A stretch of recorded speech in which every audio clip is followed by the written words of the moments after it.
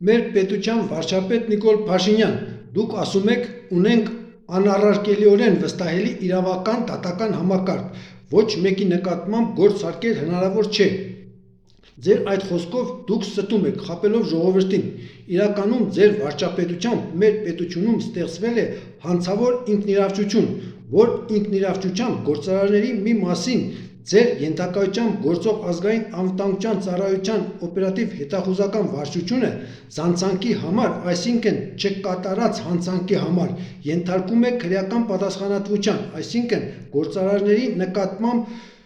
գործ է սարքվում, չկարճված այդ քրեական գործը քննող, քննիչը և հսկող դատախազը հարկային մարմնին, որը ևս գործում է ձեր ենթակայությամբ, թույլատրում են, որ չկարճված այդ գործի նյութերով տուկանի մեղադրյալին վարչական ակտերով,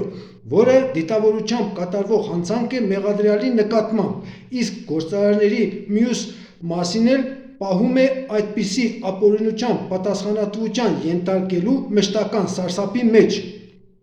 Դատարաններում այդ ապօրինություններին տրվում է օրինական տեսք,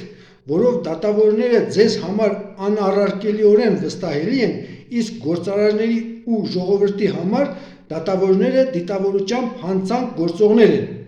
Պատրաստ եմ ասածներս հիմնավորել կոնկրետ փաստերով ուղիղ հեռուստաբանավեճում։